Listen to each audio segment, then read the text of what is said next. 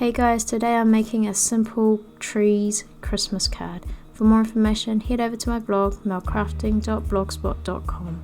So the main stamp sets I'm using today are going to be this one with the tree outline images and this sentiment stamp set with the season greetings at the top there.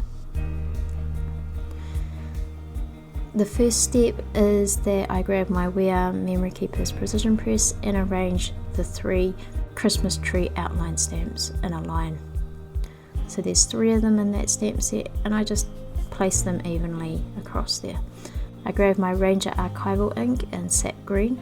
This is a nice light green colour which will serve as a base colour for the stamping. So I ink that all up, ink my stamps up, my tree stamps up, and close the door on my precision press or stamping platform and press down. Now I go ahead and ink up those stamps again to make sure I get a good impression and that colour comes through. Also, inspiration for this card is the Clean and Simple Christmas card challenge. So I've got a link to that in my blog post on this card as well. Right, so now I grab a baby wipe and clean off the 2 side stamps, and that's simply because I'm going to remove those now and I'm going to stamp that center outline tree in a darker green. In this case I'm using Memento Cottage Ivy,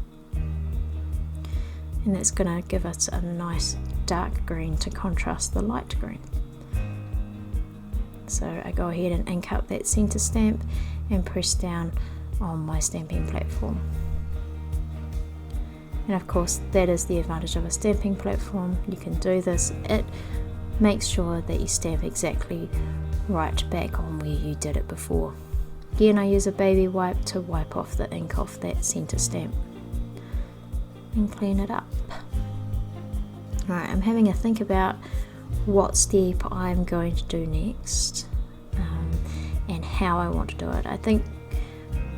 I'm thinking I need to do the sentiment stamp now, and I go ahead and place that roughly where I want it, and to get it perfectly straight I'm just going to bring in my T-ruler and butt it up against the side of my stamping platform as a straight edge, and I get that just in the center of the trees and a straight line horizontally.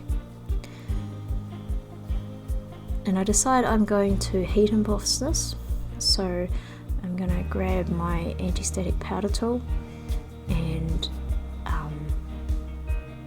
wipe some anti-static powder all over the front of this note card to make sure that the watermark ink or embossing ink only sticks to where I stamp the sentiment. So I'm now going to bring in my embossing ink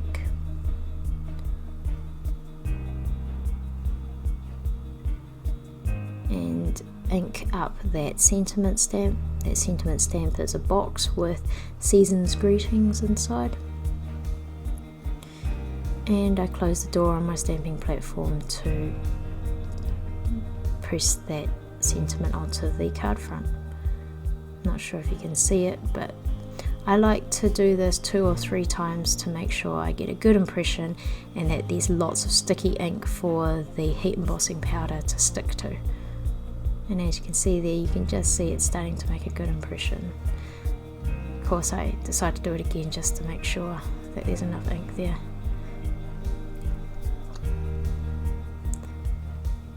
Right, I'm happy with that, so I clean my stamp with a baby wipe again. And now I'm going to remove that note card from my stamping platform to enable me to sprinkle on some heat embossing powder onto that sentiment strip that I've just stamped with embossing ink.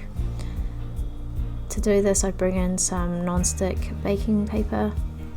That's just so I can recollect the embossing powder that gets tapped off and reuse it another time. And I decide I'm going to use this black embossing powder today. So I just sprinkle it on liberally and then tap off the excess. And I do this a few times to make sure that I get good coverage.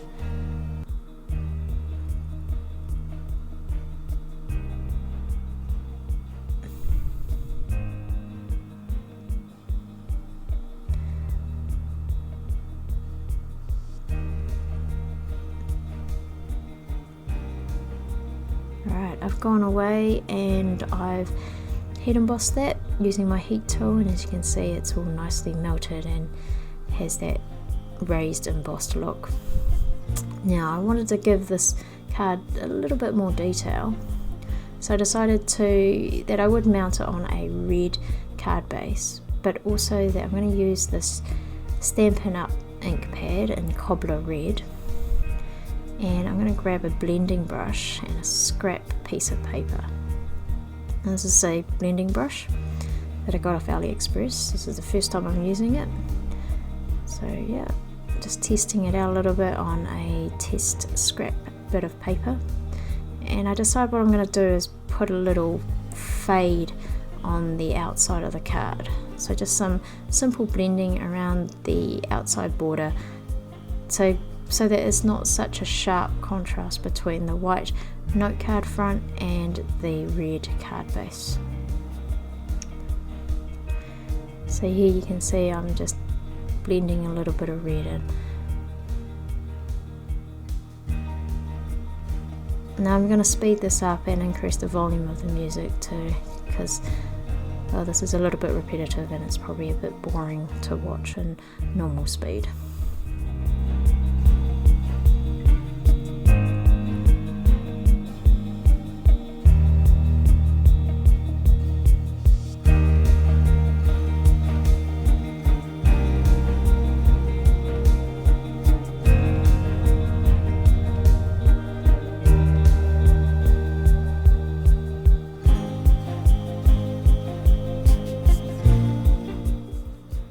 Alright, so I'm all done and I'm happy with that, and I just put away my blending brushes.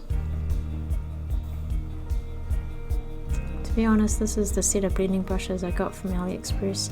I might do a review on them later on once I've had a go and had a chance to use them properly and quite well. So I now attach that note card front to the red card base just using double-sided tape, just releasing the backing paper on the double-sided tape here.